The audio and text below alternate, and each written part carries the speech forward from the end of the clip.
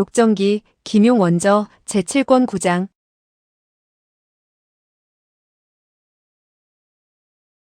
9. 평서왕부의 감옥에 갇힌 목건병. 목건병은 말했다. 그대는 궁 안에서 나보다 오래 머물렀지만 그대가 제대로 아는 게 뭐가 있어요? 내가 죽음을 두려워했다면 곤명으로 오삼계라는 대매공로를 죽이러 오지도 않았을 거예요. 위소보는 한 걸음 다가서며 호통쳤다. 빨리 실토해라. 도대체 누가 지시했느냐? 너의 일당에는 어떤 사람이 있느냐? 그 말을 하면서 그는 오른손 엄지손가락으로 등 뒤를 몇 번 가리켰다.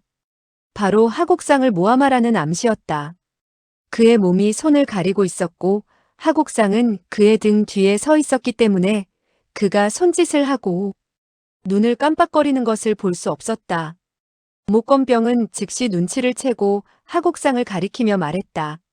나의 일당은 바로 저 사람이에요. 그가 나에게 지시했어요.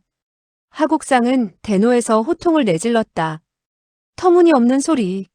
목건병은 말했다. 그대는 여전히 잡아떼려는 거예요?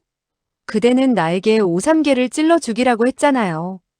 그대는 오삼계가 지극히 나쁜 놈이기에 모두 그를 죽이고 싶도록 미워한다고 했어요.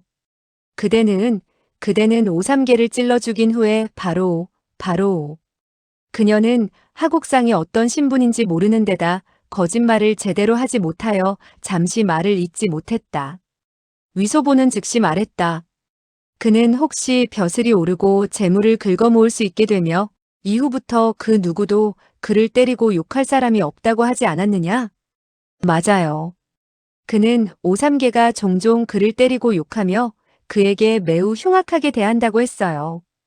그는 벌써부터 오삼계를 죽이려 했으나 그럴 기회가 없었다고 말했어요. 하곡상이 호통을 지르고 욕을 해도 목건병은 아랑곳하지 않았다.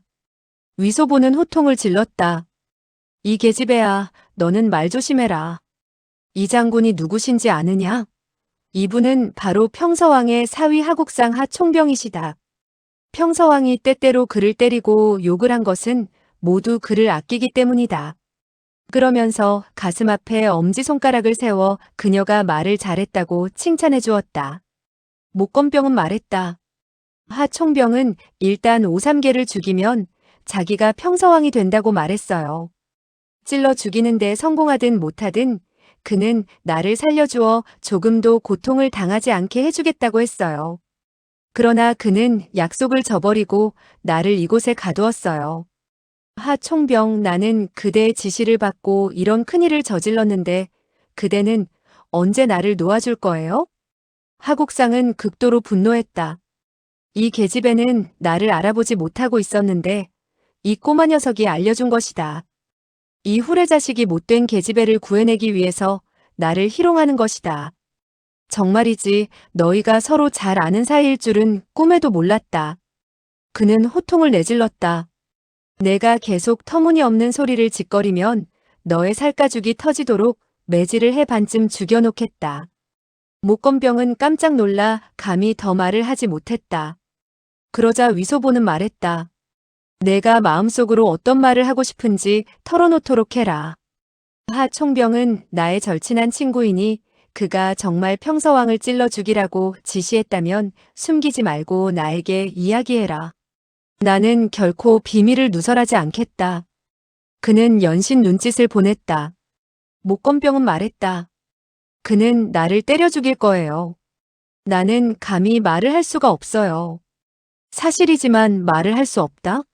그렇다면 내 말은 사실이니 더 물어볼 필요도 없겠다. 그는 한숨을 내쉬며 뒤로 몇 걸음 물러서서 고개를 가로저었다. 하곡상은 말했다. 대인께서는 명찰하십시오. 반적이 벼슬아치를 모함하고 물고 늘어지는 일은 흔히 있는 일입니다. 위소보는 이리저리 머리를 굴려 생각한 후에 다시 말했다. 그런 일도 있겠지요. 하지만 평서왕은 평소와 총병에게 매우 엄하게 대한 것이 사실이요. 하총병이 마음속으로 장인어른을 미워하고 죽일 마음도 품었다는 것을 이 나이 어린 소녀가 어떻게 알 수 있단 말이오? 그대가 말하지 않았다면 결코 알지 못했을 것이요. 평서왕의 상처가 나은 후에 내가 그를 잘 타일러서 그대들 장인과 사위가 불과 물처럼 되는 사이가 되지 않도록 해주겠소. 처음에 하국상은 목건병이 모함하는 소리를 듣고 속으로 화가 났으나 별로 대수롭게 여기지 않았다. 자기의 부귀공명은 모두 평서왕이 내린 것이니 그 누구도 자기가 그와 같은 음모를 꾀하리라고 믿지 않을 것이다. 그러나 위소보가 평서왕에게 그런 말을 하면 장인어른은 반드시 자기가 마음속으로 한을 품고 위소보에게 원망하는 말을 했다고 생각할 것이다. 그렇지 않아도 장인어른은 근년에 신경이 예민해져 부하를 극히 엄하게 다루고 있는 터에 그런 말을 들으면 상상도 못할 큰 벌을 내릴지도 모른다. 그는 재빨리 입을 열었다.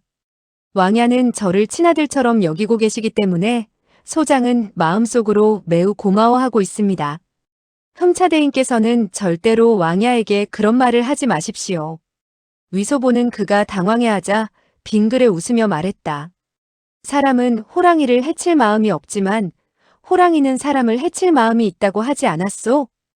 은혜를 원수로 갚는 것은 이 세상에 흔히 있는 일이요. 평서왕은 나에게 잘 대해주고 계시니 나는 반드시 그에게 타일러 자기가 믿고 있는 사람에게 해침을 받는 일이 없도록 해야겠소. 평서왕은 강한 군사를 거느리고 있고 곁에는 무수한 고수들이 지키고 있으니 외부 사람이 어찌 그를 해칠 수 있겠소? 그러나 집안의 도적은 방비하기 어려운 법으로 자기 편 사람이 독수를 쓰면 피하기 어려울 것이요. 이번 일만 해도 그렇지 않소? 하국상은 들을수록 놀랐다. 그는 위소보가 터무니없는 말을 하는 것이 바로 그 소절을 구하려는데 목적이 있음을 알고 있었다. 그러나 평서왕은 의심이 많은 사람이고 모든 사람을 믿지 못하고 있었다. 며칠 전만 해도 그의 친아오 오삼매가 후당으로 걸어 들어가며 칼을 풀어놓는 것을 잊은 일이 있었다. 이때 오삼개는 친히 그 칼을 풀어놓으면서 크게 꾸짖었다.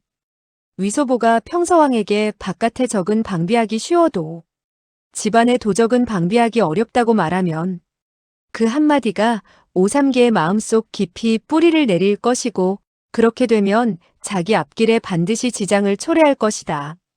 그는 즉시 말했다.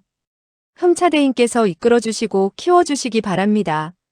그러면 소장은 영원히 어르신의 커다란 은덕을 잊지 않을 것입니다. 대인께서 명령만 내리시면 소장은 끓는 물속이나 타는 불길 속으로 들라 하셔도 주저하지 않겠습니다. 위소보는 웃으며 말했다. 나는 그대를 위해서 하는 말이요. 이 계집애의 말은 하늘이 알고 땅이 알고 그대가 알고 내가 알고 저 계집애가 알고 있어. 그대가 일찌감치 그녀를 죽여 입을 봉했다면 몰라도 이미 진상이 나의 귀에 들어왔으니 그대가 그녀의 입을 봉하고 싶다면 먼저 나를 죽여야 할 것이요. 내 수하의 시위와 장병들은 이미 그 점에 대비하고 있으며 수천 명이 모조리 왕부 밖에서 기다리며 일단 유사시에 손을 쓸 준비를 하고 있어. 그대가 나를 죽이기는 쉬워도 뒷감당을 하기는 힘들 것이요. 하국상은 안색이 변해 떨리는 음성으로 말했다. 소장이 어찌 감히 그런 짓을 하겠습니까? 하총병, 그대는 10명의 총병 가운데 우두머리이자 평서왕의 사위가 아니오? 나머지 9분의 총병과 왕부의 문무백관 가운데는 그대를 시기하는 사람도 있을 터, 그 누가 시기를 하면 국에 기름을 타고 간장을 치는 일쯤은 쉽게 할 수 있을 것이요. 조금이라도 이 일이 누설되면 평서왕은 귀가 번쩍 뜨일 것이요. 모든 사람은 그 어르신의 귀에 그대에 대한 나쁜 말을 퍼부을 것이요. 장작불을 지피고 부채질을 하면 평서왕은 중상을 입은 몸에 신경이 더욱 예민해져 무슨 짓을 할지도 모르오. 그렇게 되면 공연히 목숨을 잃을 우려도 없지 않을 거요. 아, 정말 큰일 나게 생겼군. 그는 고개를 휘휘 내저었다. 위소보는 아무렇게나 떠벌린 것인데 하국상은 이 꼬마 녀석이 왕부의 일을 똑똑히도 알고 있다고 느꼈다. 실제로 그를 질투하는 사람이 적지 않았던 것이다. 그는 말했다. 대인께서 소장을 생각해 주시니 매우 고맙게 생각합니다. 그럼 어떻게 해야 좋을까요? 그대는 이 계집애를 나에게 주어 데려가게 해주오. 왕약께는 공주님이 친히 신문하기 위해서 데려갔다고 하면 될 거요. 그는 귀갯말로 말했다. 오늘 밤에 나는 저 계집애를 죽여버리겠소. 그녀가 실토를 하지 않다가 고문을 못 견디고 죽었다는 소문을 퍼뜨리겠소. 그러면 큰 일을 적게 만드는 것이고 적은 일은 없었던 것으로 만드는 것이며 모든 것이 깨끗해지는 것이 아니겠소? 하국상은 이미 그가 그런 말을 할 줄 내다보고 있었다. 그는 속으로 혀를 내둘렀다. 제기랄, 교활한 꼬마 녀석 같으니 내가 이 계집애를 구하면서도 나로 하여금 너에게 사정을 하게 만들고 너에게 큰 도움을 받은 것처럼 일을 만들려고 하니 정말 보통 내기가 아니구나. 내 녀석은 어떻게 이 계집애를 알았느냐?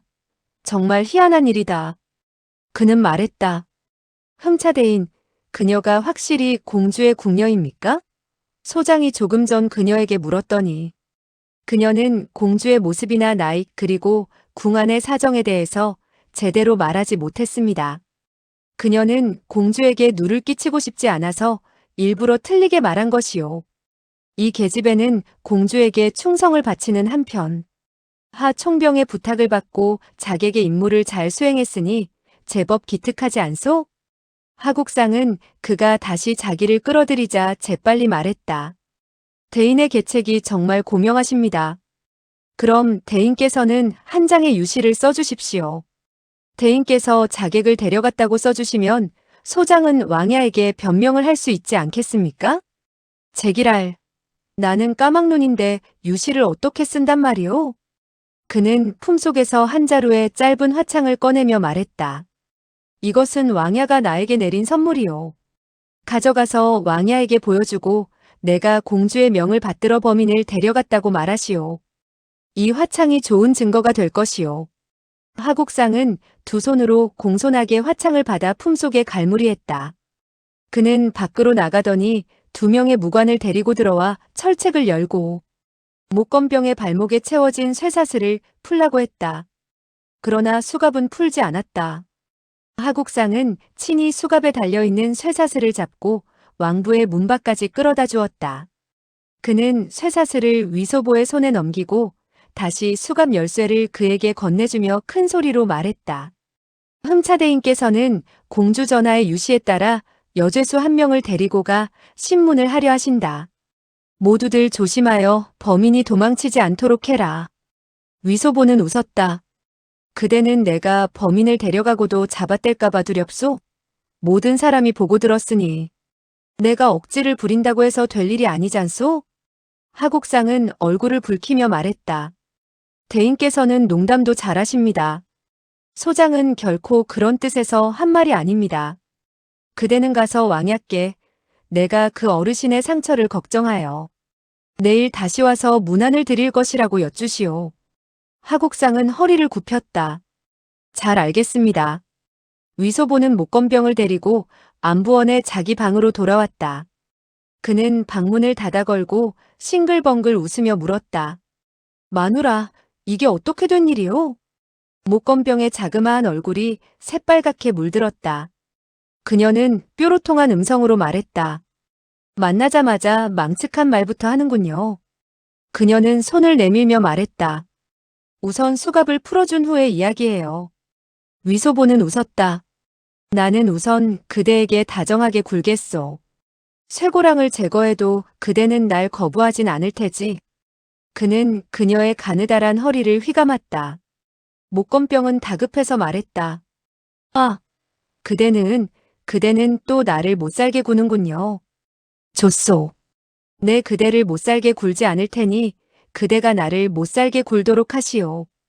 그는 자기의 볼을 그녀의 입술로 가져가 가볍게 입맞춤을 하게 한 후에 하국상이 준 열쇠로 수갑을 풀었다. 두 남녀는 침대에 나란히 앉았다. 목건병은 말했다. 홍 교주와 부인께서는 그대가 보낸 물건을 받고 무척 기뻐하셨으며 저에게도 해약을 주시어 몸에 퍼진 독을 해소시켜 주었어요. 그리고 정룡부사로 하여금 저를 데리고 그대를 만나보라고. 저와 함께 내보내 그대가 충성스럽게 일을 하는 것을 돕도록 했지요. 교주와 부인께서는 그대가 나를 보고 싶어 하는 것을 알았고, 그래서. 위소보는 그녀의 손을 잡고 말했다. 그래서 그대를 나에게 보내 내 마누라가 되게 했군. 목건병은 다급하게 말했다. 아니에요. 부인께서는 그대가 나를 걱정하느라고 일을 제대로 처리하지 못할까봐 걱정이 된다고 했어요. 그녀는 정말 다른 말은 하지 않았어요. 부인께서 말하지 않았을 리가 있나? 그대가 속이고 말하지 않는 것이 분명해. 위소보는 그녀가 다급해서 눈물을 글썽이는 것을 보고 부드럽게 말했다. 좋아. 홍 부인이 마누라가 되라고 하지 않았다고 합시다. 그런데 그대는 나를 생각했소? 내가 보고 싶었소? 목건병은 고개를 돌리고 가만히 고개를 끄덕였다. 위소보는 말했다. 정룡부사는 어떻게 되었소? 그는 뭘 하고 그대가 직접 오삼계를 찌르게 되었지? 우리들은 그저께 곤명에 왔어요. 오는 즉시 그대를 만나려고 했는데 뜻밖에도 서문 밖에서 오라버니와 유사부님을 만나게 되었어요. 아, 그대의 오라버니와 유사부님도 곤명에 오셨군. 나는 모르고 있었소. 오형과 유사형도 왔어요. 다만 오사숙은 병이 나서 오지 못했어요. 모두 곤명에 와서 건영공주를 찔러 죽이려고 했지요. 위소보는 깜짝 놀라 말했다. 공주를 찔러 죽이다니? 왜? 무엇 때문에 공주를 죽인다는 거지? 공주는 모광부의 죄를 짓지 않았잖아. 저의 오라버니는 지금이 오삼계라는 대매국노를 쓰러뜨릴 절호의 기회라고 했어요. 오랑캐 황제가 누이 동생을 오삼계의 아들에게 시집을 보내는 이때 우리들이 공주를 죽이면 황제는 오삼계가 제대로 공주를 보호하지 못했다고 꾸짖을 것이고 책임을 추궁할 것이 아니겠어요? 그렇게 된다면 오삼계는 10중 8구 반란을 일으킨다는 거예요. 위소보는 그 말을 듣고 식은땀을 흘렸다. 그 계책은 정말 악랄하다. 나는 한마음으로 오삼계를 도모할 생각만 했지 공주를 제대로 보호할 생각은 하지 않았구나. 모광부에서 선수를 치면 큰일이다. 그는 물었다. 그래서 어떻게 되었소? 저의 오라버니는 제가 궁녀로 가장하여 공주의 신변으로 다가가 공주를 찔러 죽이라고 했어요. 그들은 밖에서 접응을 하여 일단 성공하면 저를 구출해서 나가기로 했어요. 정룡부사는 그들의 계책을 듣고 나에게 말했어요. 그대 백룡사가 공주를 보호할 책임을 지고 있는데 만약 공주가 피살되면 백룡사인 그대에게 누를 끼치게 될 것이라고 말이에요. 나는 그 말이 옳다고 여기고서 그대와 상의하려 했어요. 그런데 그 사실을 유사부가 알고 한 칼로 정룡부사를 죽여버렸어요. 그녀는 몸을 바르르 떨었다. 그 참상이 떠오르는 듯했다.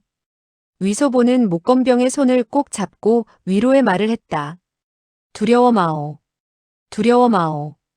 그대는 오직 나를 위해서 애를 썼군. 정말 고맙소.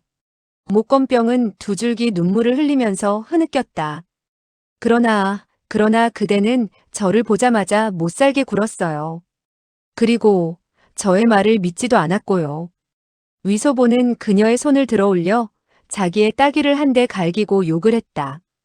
이 죽어 마땅한 후레자식, 갈보의 새끼, 너를 죽이고 말겠다. 목건병은 잡힌 손을 빼내며 말했다. 싫어요. 그대가 스스로 때리고 욕하는 것을 나는 보기도 싫고 듣기도 싫어요. 위소보는 다시 그녀의 손을 잡아 자기의 뺨을 어루만지게 하면서 말했다. 위소보가 죽을 죄를 지었소.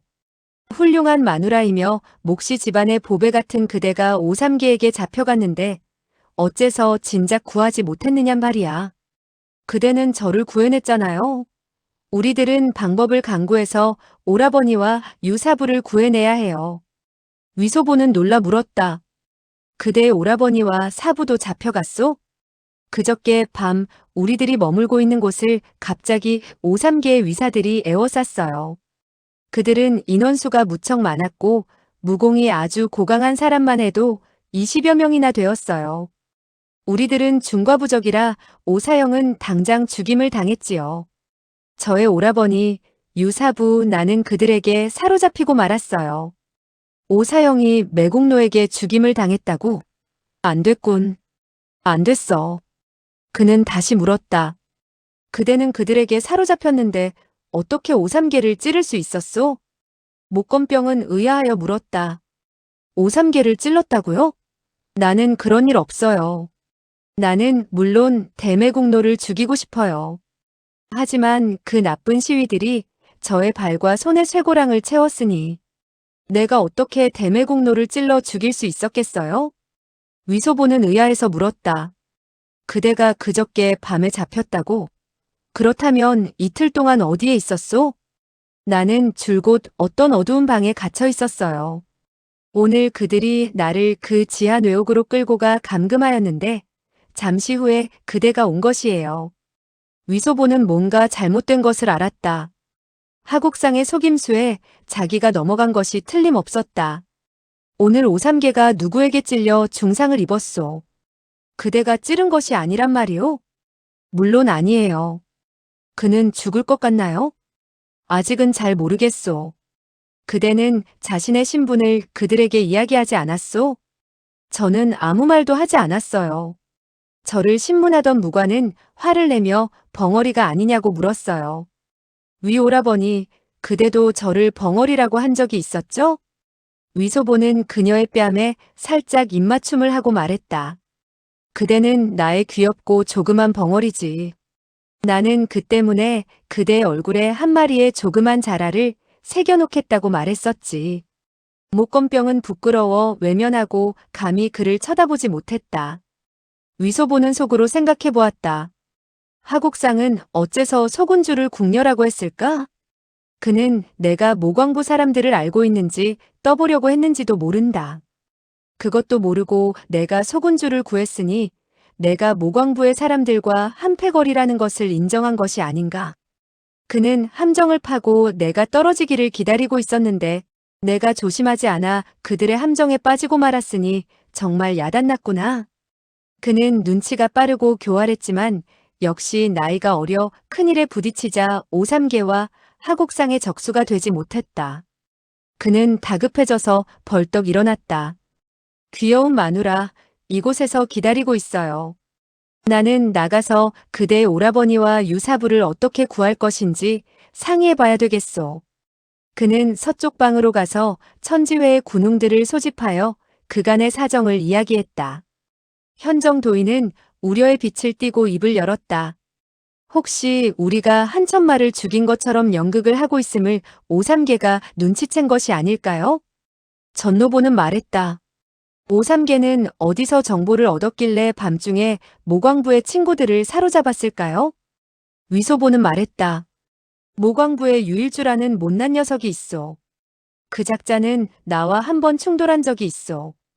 위인됨이 삶을 탐하고 죽음을 두려워하며 여색을 위해 대의를 저버리는 소인인데 10중 8구 그가 밀고 한 것일게요. 전노보는 말했다. 아무래도 그런 것 같습니다. 그러나 위 향주는 오랑캐 황제가 총애하는 흠차 대신입니다. 대매국노는 그대와 모광부 사이에 어떤 관련이 있다고 의심하지는 못할 것입니다. 기청표가 말했다. 나의 짐작인데 매국노는 위 향주가 모광부의 사람들과 내통하고 있는 것을 의심했던 게 아니고 우연히 그렇게 된 것 같군요. 일이 참 공교롭게 됐군요. 위소보는 물었다. 우연히 그렇게 되었다니 무슨 말입니까? 또 일이 공교롭게 되었다니 그건 무슨 소리입니까? 대매국노를 찔러 죽이려고 한 사람은 10중 8구 공주의 궁녀 왕가일 것입니다. 모두들 그렇게 말하고 있으니 사실일 것입니다. 그렇소.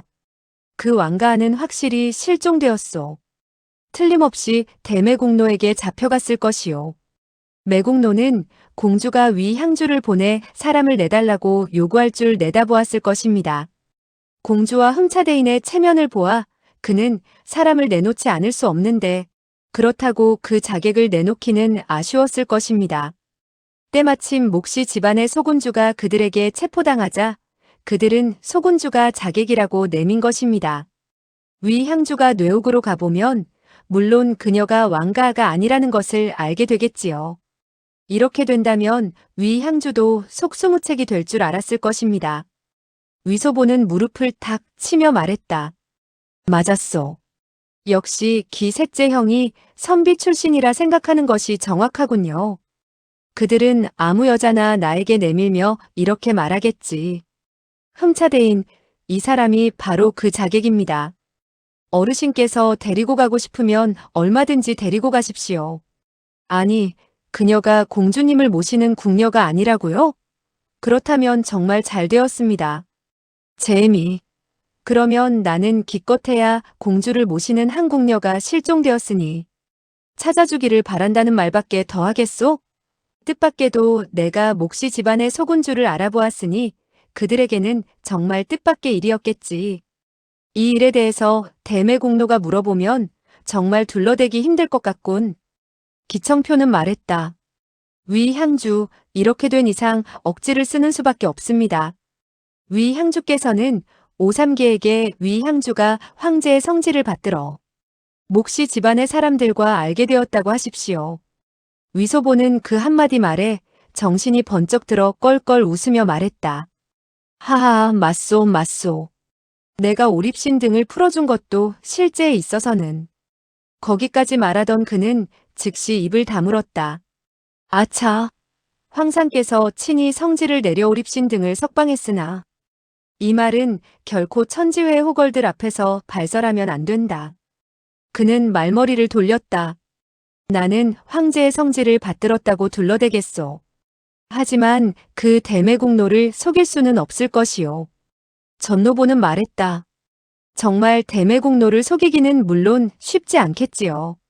하지만 위향주께서 한사코 잡아떼면 대매국노가 믿지 않는다고 해도 무얼 어떻게 할 수 있겠습니까? 가급적 위향주는 그와 다투지 마시고 일단 운남성과 귀주성에서 벗어나기만 하면 그를 두려워할 필요가 없어지지요. 서천천은 고개를 끄덕였다. 이 계책은 참으로 고명합니다. 대매국노는 양심에 찔리는 게 있기 때문에 소황제가 그가 반란을 일으키려고 음모를 꾸미는 것을 알고 있어서 그런 줄 알고 오히려 몸을 사리기 바쁠 것입니다. 위소보는 말했다. 모광부의 사람들은 내가 공주를 보호하고 있다는 것을 분명히 알면서도 그녀를 찔러 죽이려 하니 너무나 의리를 돌보지 않는다고 하겠소. 만약 오립신이 이곳에 있었다면 결코 찬성하지 않았을 것이요. 기청표는 말했다. 그들은 위향주가 몸은 조조의 군영에 있지만 마음은 한나라에 있다는 것을 잘 모르고 그랬을 것입니다. 우리 천지회와 모광부는 내기를 걸고 다투고 있지만 오삼계에 대해서 모두 똑같은 적개심을 품고 있으니 유대홍 같은 쟁쟁한 호걸들이 가만히 있을 리는 없지요. 목검성과 유대홍 등을 어떻게 구할까 하는 문제에 대해서 의논하였지만 좋은 방도를 생각해내지 못했다. 한참 상의하다가 위소보는 말했다. 내가 대매국노를 만나본 후에 다시 이야기합시다. 군웅들이 물러가자 위소보는 속으로 생각했다. 어쩌면 나의 마누라 아가가 대매국노를 죽이러 가지 않았으며 잡히지도 않았는데 다른 사람이 헛소문을 퍼뜨렸는지도 모른다. 그는 군안의 방으로 들어갔다. 아가가 보이지 않자 그는 다시 물었다. 사부님, 사전은 어디에 있습니까? 군안은 어리둥절해서 물었다. 오삼계가 그녀를 놓아주었느냐? 그가 알았다더냐? 그녀의 표정은 야릇했으며 음성도 약간 떨리고 있었다. 위소보는 의아해서 말했다. 오삼계가 무엇을 알았다는 것입니까? 군안은 잠자코 있다가 잠시 후에 다시 물었다. 그 매국노의 상처는 어떻더냐? 매우 심합니다. 제자는 조금 전에 그를 만나보았는데 그는 정신을 차리지 못하고 있습니다. 아무래도 살아나기는 틀린 것 같습니다.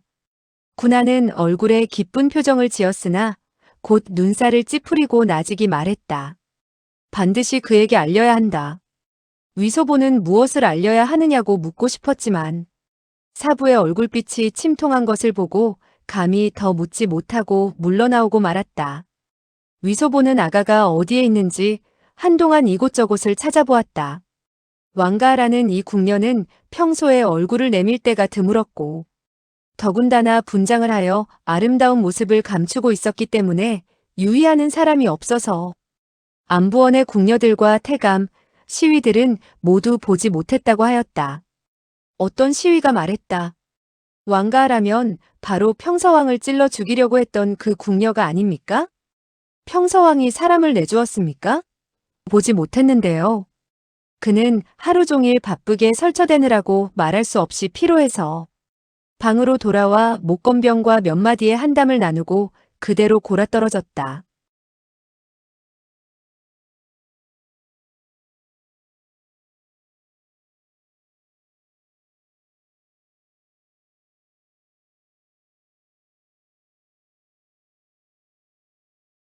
녹정기, 김용원저, 제7권 10장.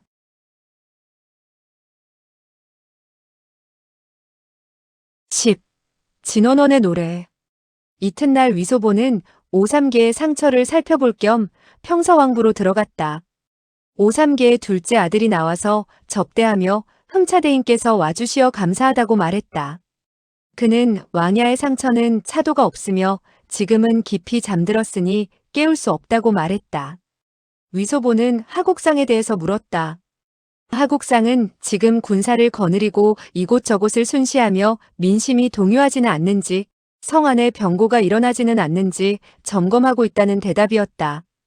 오응응의 상처가 어떠냐고 물었으나 확실한 대답을 하지 않았다. 위소보는 평서왕부에서 그를 의심하고 적의를 품고 있음을 느낄 수 있었다. 이럴 때 모광부 사람들을 구하기는 힘들겠다고 생각했다. 아가를 구하는 것은 더욱더 어려운 일이었다. 잘못하여 왕부를 자극하다가는 아가의 목숨이 즉시 사라지고 자기의 목숨까지 곤명해서 이슬처럼 사라지게 될 것만 같았다. 다시 하루가 지났다. 그가 전노본, 서천천, 기청표 등과 상의하고 있는데 고원초가 방 안으로 들어와 한 명의 늙은 여도사가 뵙기를 청한다고 말했다. 위소보는 이상하여 물었다. 늙은 여도사라니? 왜 나를 찾는다는 거요? 공양을 받으려는 건가? 속하가 그녀에게 어인일로 찾느냐고 물었더니 그 여도사는 어떤 사람의 명을 받고 흠차대인께 편지를 갖다 드리러 왔다고 하더군요. 그는 노란 봉투에 편지를 내밀었다. 위소보는 눈살을 찌푸렸다. 수고스럽지만 고 형께서 뜯어보시오. 어떤 내용이요? 고원초는 겉봉을 뜯어 한 장의 노란 종이를 꺼내더니 다음과 같이 읽었다. 아가가 위험하오. 위소보는 그 말을 듣자 펄쩍 뛰어 일어나며 급히 말했다. 뭐 아가가 위험하다고? 천지회의 군웅들은 군안과 아가의 일을 모르고 있어서 어리둥절해서 위소보를 쳐다보았다. 고원초는 말했다. 편지에는 그렇게 적혀 있습니다. 이 편지에는 서명도 없습니다. 위 향주께서 편지를 보낸 사람을 따라가 함께 아가를 구할 방책을 상의하자는 내용입니다. 그 여도사는 밖에 있소? 고원초가 막 대답하려고 할 때 밖에서 말소리가 들려왔다. 바로 여기 있습니다. 위소보는 번개처럼 뛰어나갔다. 그가 대문 옆에 있는 방으로 들어가니 머리가 희끗희끗한 여도사가 의자에 앉아 기다리고 있었다. 문을 지키던 시위가 큰 소리로 외쳤다. 흠차대신께서 왕림하셨소. 그 여도사는 몸을 일으키고 허리를 굽혔다. 위소보는 물었다. 누가 그대를 보냈소? 청컨대 대인께서 걸음을 옮겨주십시오. 그러면 자연 아시게 될 것입니다. 어디로 가오? 대인께서는 빈도를 따라오세요. 지금은 말씀드리기 거북합니다. 좋소. 내 그대를 따라가리다. 그는 부르짖었다. 수레와 말을 준비하시오. 그 여도사는 말했다. 대인께서는 수레를 타고 나가시기 바랍니다. 그래야 다른 사람들이 놀라지 않을 것입니다. 위소보는 고개를 끄덕이고 그 여도사를 따라 문을 나서서 함께 수레 위에 올랐다. 서천천과 전노본 등은 저기 판 함정이 아닌가 싶어 멀리서 그 뒤를 따랐다. 그 여도사가 길을 가리키자 마차는 곧장 서쪽으로 나아가 이윽고 서문을 나섰다.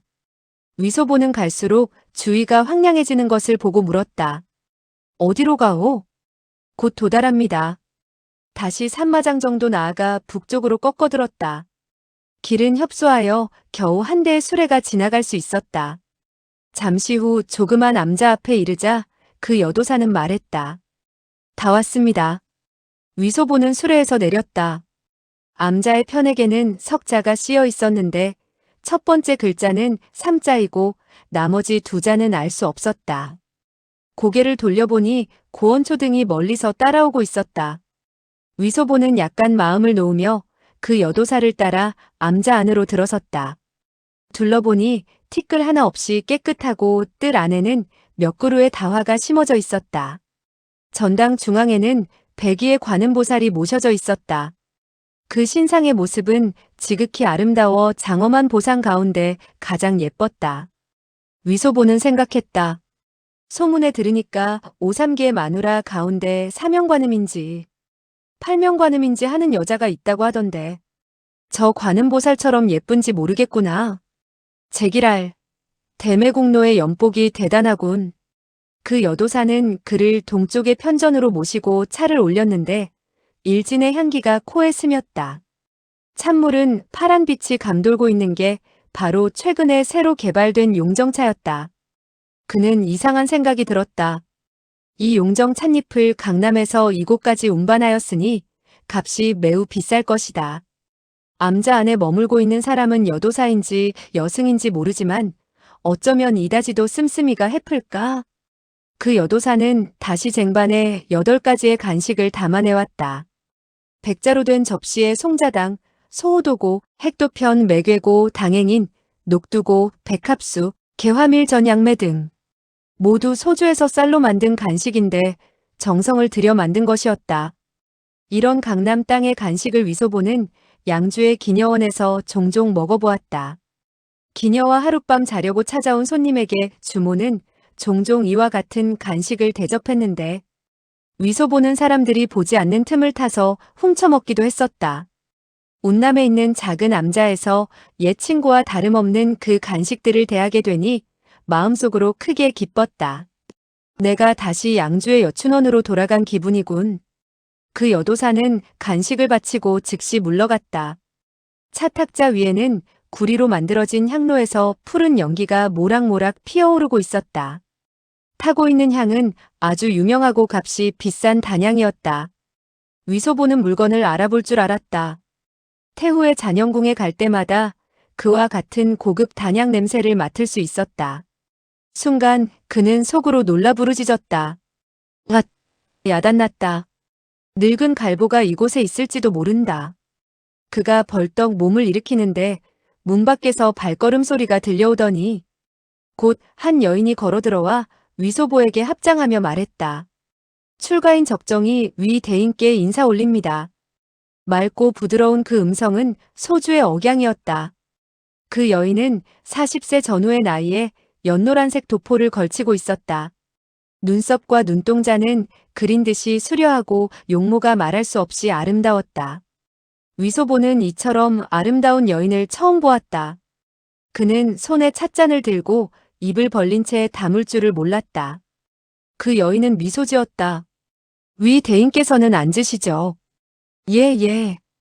위소보는 의자에 털썩 주저앉았다. 그 바람에 손에 들린 찻잔이 흔들려 옷자락을 적시고 말았다. 이 아름다운 여인은 천하의 남자들이 자기를 보기만 하면 하나같이 넋을 잃는 광경을 수없이 많이 보아서 별로 대수롭게 생각하지 않았다. 하지만 위소보는 나이 어린 소년에 불과한데도 자기를 보자마자 얼이 빠지는 것을 보고 빙그레 웃었다. 그녀는 말했다. 위 대인께서는 나이는 젊어도 재주가 대단하시더군요. 옛날 사람 감나는 12세에 승상이 되었다고 하던데 위 대인께서도 그에 못지않습니다. 감당할 수 없습니다. 아, 서시인지 양귀비인지 하는 여인들도 반드시 그대에게 미치지 못할 것입니다. 그 아름다운 여인은 소매자락 속에 있는 옷과 같은 손으로 입술을 가리고 방긋 웃는데 온갖 교태가 뚝뚝 떨어졌다. 그녀는 곧 엄숙한 얼굴로 말했다. 서시나 양귀비는 모두 팔자가 센 여자들이지요. 저는 이런 용모를 타고나 천하창생을 해치고 고달프게 했으니 그 죄가 적지 않습니다. 그래서 청등고부를 모시고 애써 참회를 하고 있는 중입니다. 그러나 목탁이 깨어져라 두드리고 불경이 헤어지도록 읊어도 옛날의 죄를 만분의 일도 속죄할 수 없을 것입니다. 거기까지 말한 그녀는 눈시울을 붉히며 참지 못하고 눈물을 흘렸다. 위소 보는 그녀가 무슨 말을 하는지 알 수 없었다.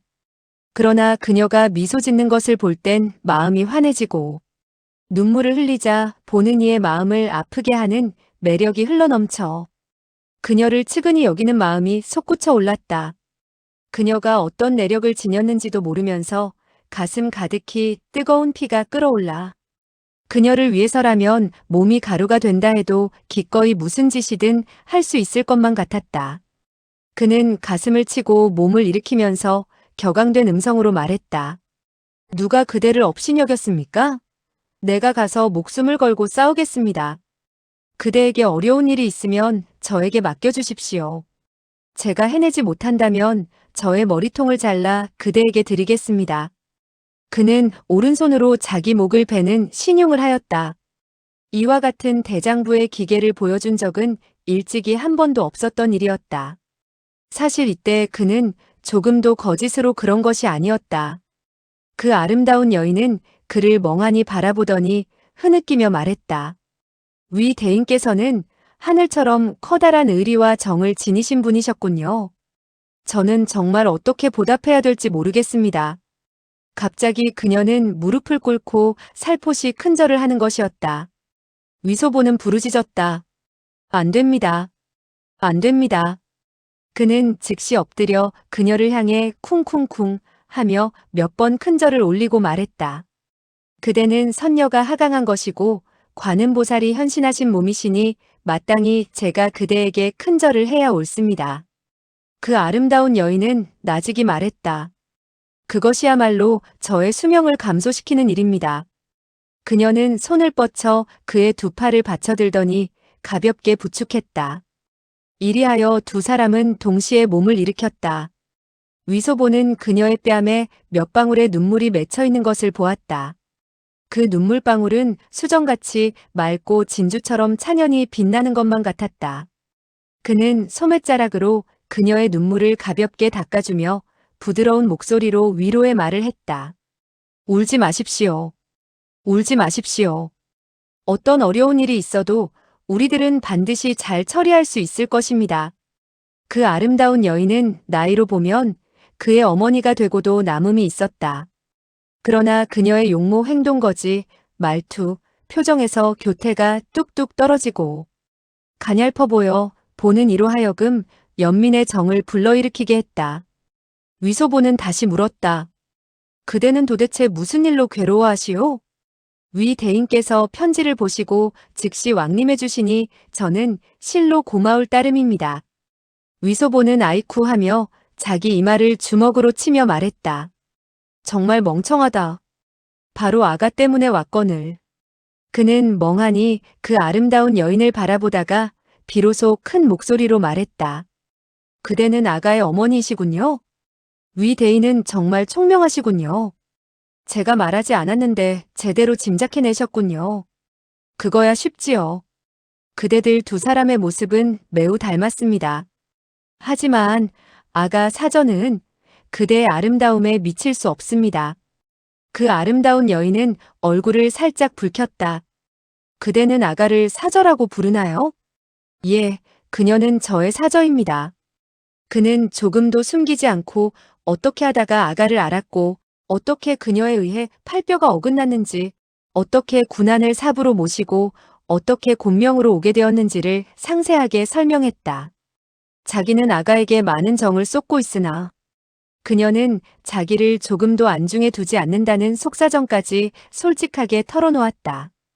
그러나 군안의 신세와 자기가 오삼계에게 불리한 일을 하려는 사실은 사태가 워낙 중대하여 슬쩍 감추고 들먹이지 않았다.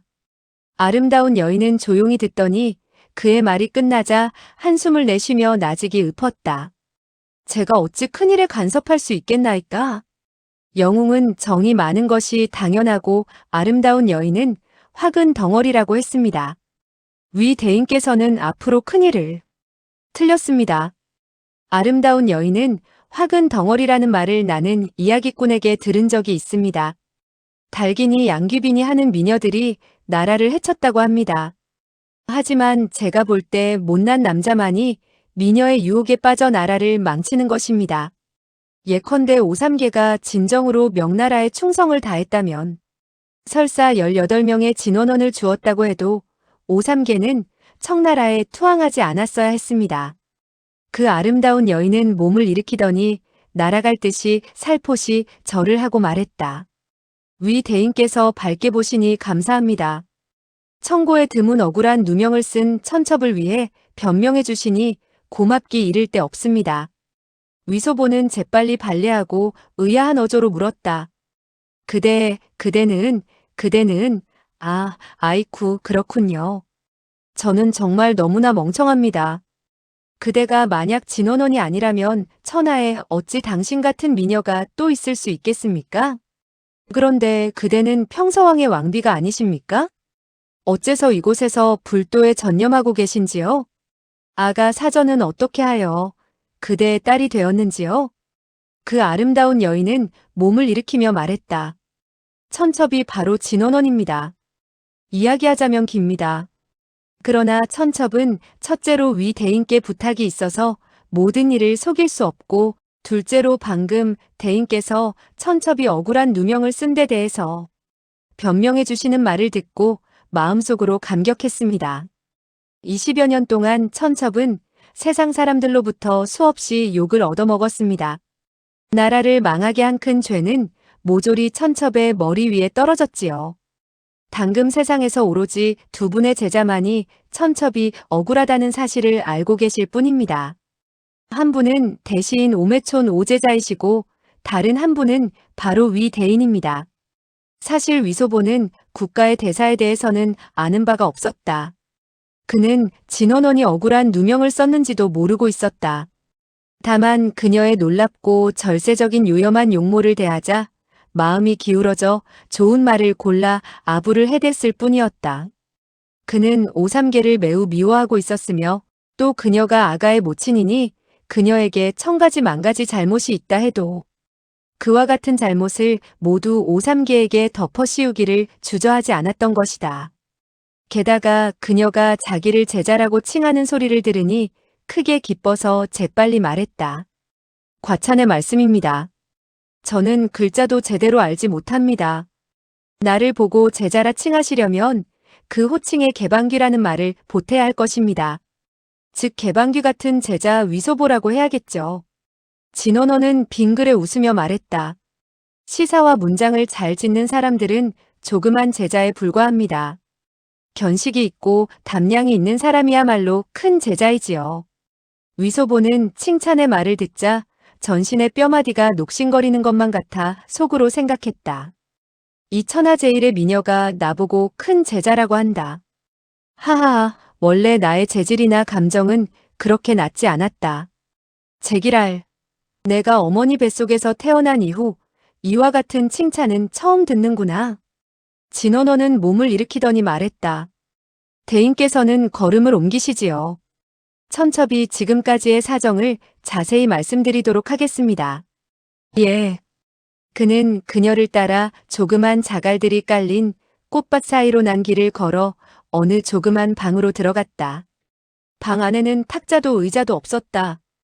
바닥에 2개의 방석이 놓여 있고 벽에 한 폭의 액자가 걸려 있는데 액자에는 글자가 빽빽이 들어차 있어 글자 수가 적지 않은 것 같았다.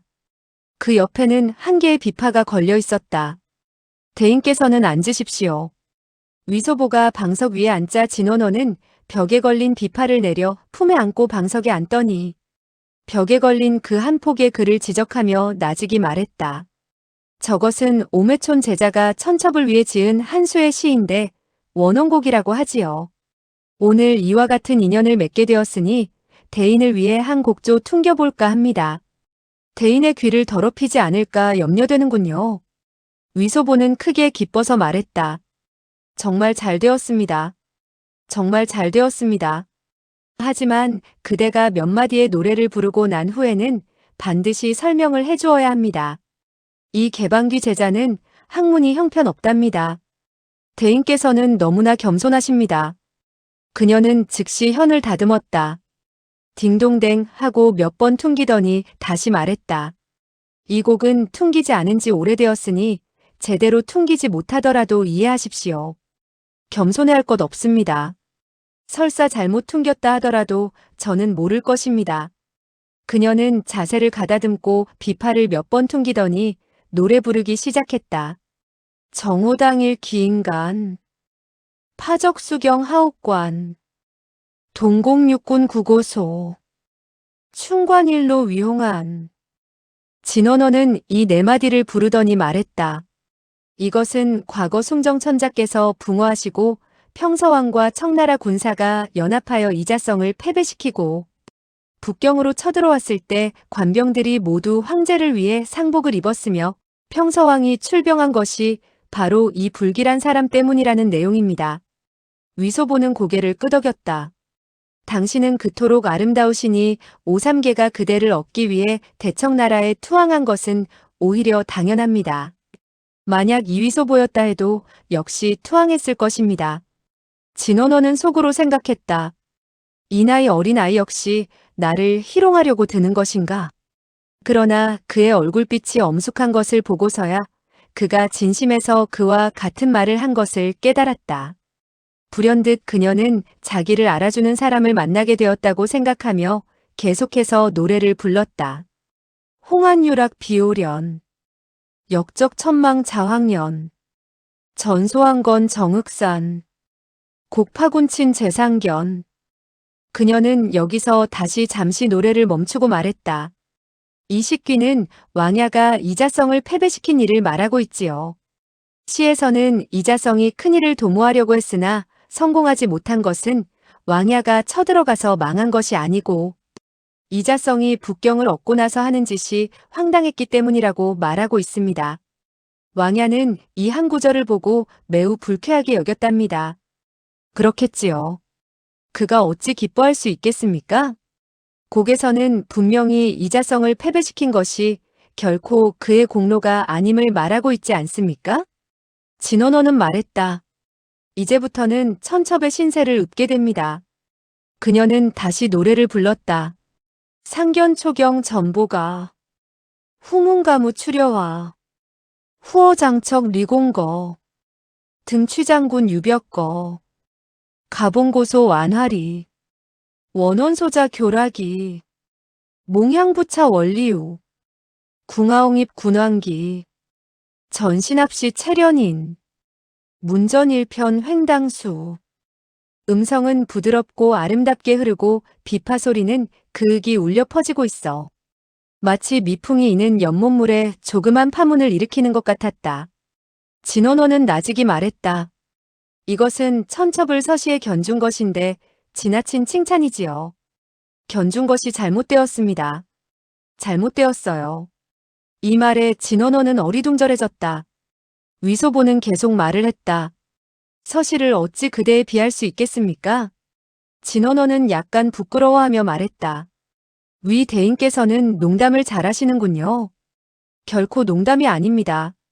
그 가운데는 그만한 까닭이 있지요. 저는 서시가 절강성 소흥부 제기 사람이라는 말을 들은 적이 있습니다. 소흥의 여인들은 얼굴은 아름다우나 말하는 것은 그야말로 돼지멱 따는 것 같다는 속담이 있으니 어찌 그대 같은 소주 여인의 음성처럼 간드러지고 부드럽겠습니까? 진원호는 방긋 웃으며 말했다. 아, 그와 같은 속담이 있었군요. 그러나 오왕부차 역시 소주 사람인데 어찌해서 소흥의 여인 서시를 좋아했을까요? 위소보가 머리를 긁으며 말했다. 오왕부차의 귀가 잘못됐나 보죠. 진원호는 입을 가리고 웃으며 얼굴을 붉혔다. 두 눈동자는 호수에 물결치듯 찰랑거리고 입술을 살짝 벌리고 웃는데 모든 근심을 모조리 떨쳐버린 듯 하지 않은가? 그 바람에 온 방 안이 교태스럽고도 아름다운 기운으로 가득 차는 것 같았다. 위소보는 온몸이 나른해지고 취해와 자기가 어디에 있는지 모를 지경이었다. 그녀는 계속해서 노래를 불렀다. 횡당쌍장 거여비, 하처우가 강제귀, 차재기지 비방명, 차시지유 루첨이, 훈천이기 영궁액, 명모호치 무인석, 탈귀영항 폐양가, 교취신성 경좌객. 여기까지 노래 부르고 그녀는 나직이 한숨을 내쉬었다. 천첩은 본디 풍상을 겪은 몸입니다. 속일 필요는 없다고 생각합니다. 풍상을 겪었다는 게 무슨 뜻입니까? 천첩은 본디 소주의 기녀 출신이었습니다. 위소보는 무릎을 탁 치며 말했다. 그거 정말 묘하군요. 진원호는 약간 화가 난 얼굴빛으로 나직이 말했다. 그것은 천첩의 팔자가 드세기 때문이죠. 위소보는 신이 나서 말했다. 그대와 나는 뜻이 갖고 가는 길도 같군요. 저 역시 풍상을 겪었습니다. 진원호는 호수처럼 맑은 눈동자로 그를 바라보며 속으로 생각했다. 그는 말을 해줬는데도 풍상을 겪었다는 말뜻을 모르는구나. 위소보는 말했다. 그대도 기녀원 출신이고 저 역시 기녀원 출신입니다. 하지만 한 사람은 소주 사람이고 한 사람은 양주 사람이군요. 저의 어머니는 바로 양주의 여춘원에서 기녀 노릇을 하는 사람입니다. 하지만 그녀의 얼굴을 그대와 비교한다면 천양지차입니다. 진원호는 몹시 놀라며 부드러운 말투로 물었다. 그 말은 농담이시지요? 농담이라뇨? 아, 저는 그동안 너무나 바빴습니다. 진작 사람을 보내 어머님을 모셔와 기녀 노릇을 못하도록 했어야 했는데. 하지만 저는 어머니가 여춘원에서 매우 재미있게 사시는데 북경으로 모셔와 오히려 즐겁지 못한 여생을 보내게 될까봐 두려웠습니다. 영웅은 출신이 천한 것을 개의치 않습니다. 위 대인께서는 광명정대하시고 소탈하시며 조금도 거짓말을 하지 않으시니 그야말로 영웅의 본색이라 할 수 있겠습니다. 저는 그대에게만 이야기했지 다른 사람들에게는 한 번도 말하지 않았습니다. 다른 사람들은 나더러 후레자식이라고 욕할 텐데 그 노릇을 어떻게 감당한단 말입니까? 더욱 아가 앞에서는 그 사실을 들먹일 수가 없었습니다. 그녀는 그렇지 않아도 나를 업신 여기고 있는데 그와 같은 일을 알면 아마 영원히 나를 우습게 보고 멸시할 것입니다. 위 대인께서는 안심하십시오. 천첩은 결코 쓸데없는 말을 하지 않을 것입니다. 기실아가, 그녀의 어머니 역시 명문의 교수는 아니지요. 어쨌든 그녀에게 말하지 마십시오. 그녀는 기녀를 가장 증오합니다. 기녀들을 나쁘게만 보고 있어요. 진원호는 고개를 숙이며 나직이 말했다. 그녀는 기녀원의 여자가 가장 나쁘다고 하던가요? 그대는 괴로워하지 마십시오. 아가는 결코 그대를 가리킨 것이 아닐 것입니다. 진원호는 처연하게 말했다. 그녀는 물론 나를 가리켜 말하지는 않았겠지요. 아가는 내가 그녀의 어머니인 줄을 모르고 있답니다. 위소보는 이상하다는 듯 물었다. 그녀가 모른다고요?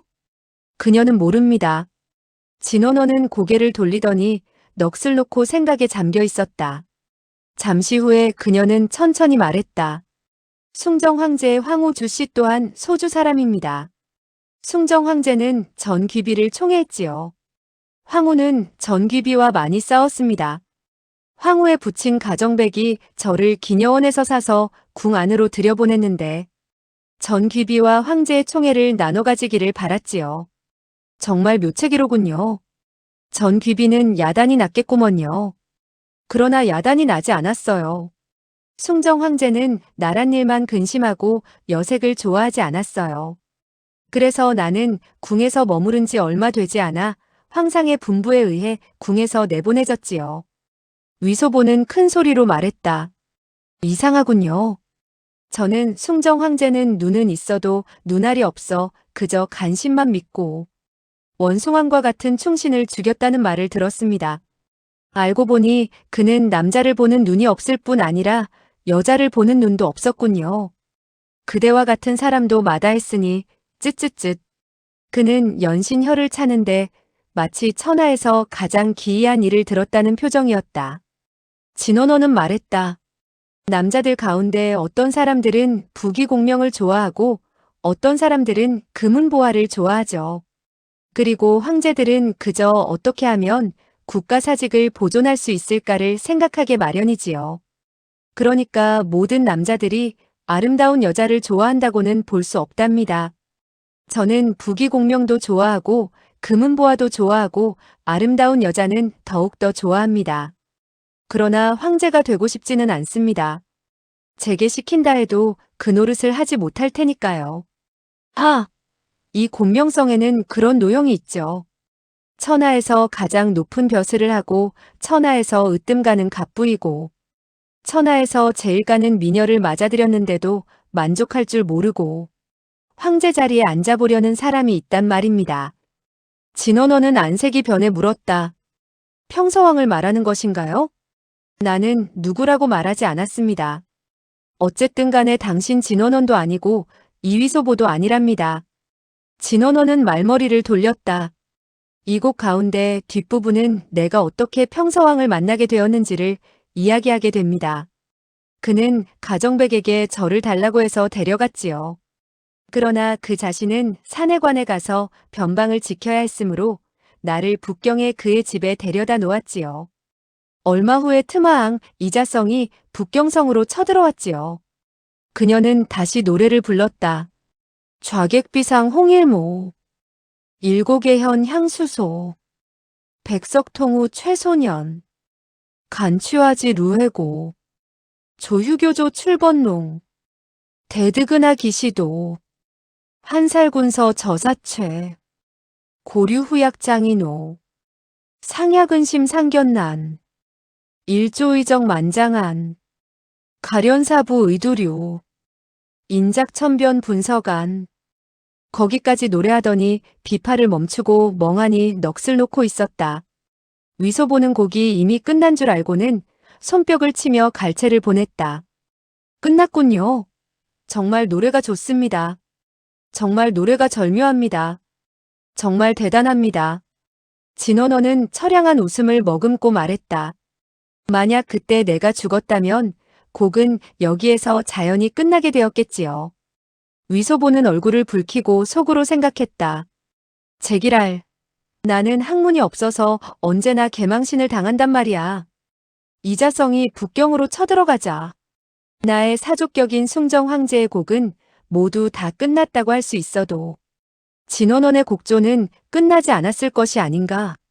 진원원은 나직이 말했다. 이자성은 저를 빼앗아갔지요. 후에 평서왕이 다시 나를 빼앗았어요. 저는 사람이 아닙니다. 그저 한 가지 물건에 지나지 않아요. 힘이 센 사람은 누구라도 빼앗아갈 수 있었죠. 그녀는 다시 노래를 불렀다. 편생녹주 위내제, 강호강수 출조란, 약비장사 전사승, 쟁드감이 필마환, 아미마상 전호진, 운빈부정 경운정, 랍거영내 제전장, 제장만면 잔응인, 전정소고 향진천, 금우도상 거천승, 사곡설심 기화루, 상관일락 개장경, 전래소식 만강향, 오구홍경 십도상, 교곡기사 련상제, 완사여반 억동행, 국가공시 합리연, 비상지도 변봉황, 장양존전 비노대, 유인부서 천우왕. 그녀는 천우왕이란 석자를 부르고 다시 멍하니 넋을 잃었다. 이번에 위소 보는 감히 그녀에게 노래가 끝났느냐고 묻지 못했다. 그는 다음과 같이 작정을 하고 있었다. 그녀가 노래가 끝났다는 말을 하기 전에는 묻지 말아야지. 그래야만 창피한 꼴을 당하지 않는다. 이때 그녀는 나직이 하소연하는 투로 말했다. 저는 평서왕을 따라 사천성으로 들어가게 되었으며 그는 평서왕에 봉해졌습니다. 이 소식이 소주에 전해지자 옛날 기녀원의 자매들은 하나같이 부러워하며 저의 운이 좋다고 했다나요. 그녀들은 나이가 많았지만 여전히 기녀원에서 그 짓을 하고 있었답니다. 제가 여춘원에 있을 때 그녀들이 동방야야 환신인이라고 말하는 소리를 들었습니다. 진원호는 그를 흘깃 바라보았다. 밤마다 새로운 남자를 끼고 잔다는 그 말을 하는 위소보가 비웃는 표정을 짓지 않자 나직이 한숨을 쉬었다. 대인께서는 아직 나이가 어려서 그녀들의 고초를 모른답니다. 그녀는 비파를 다시 퉁기며 노래를 불렀다. 당시지수 성명루, 귀청명호 경연치, 일곡명주 만곡수, 관산표박 요지세, 차권광풍 표락화, 무변춘생 내천지, 당문경국 여경성, 번사주랑 수중명, 처자기은 관대계, 영웅문화 시다정, 전가백골 성회토, 일대홍장 조안청. 그녀는 눈물을 흘리며 비파 퉁기기를 멈추고 목매인 음성으로 말했다. 오매천은 내가 비록 명성을 떨쳤으나 마음은 괴롭기 이를 데 없다는 것을 알았습니다.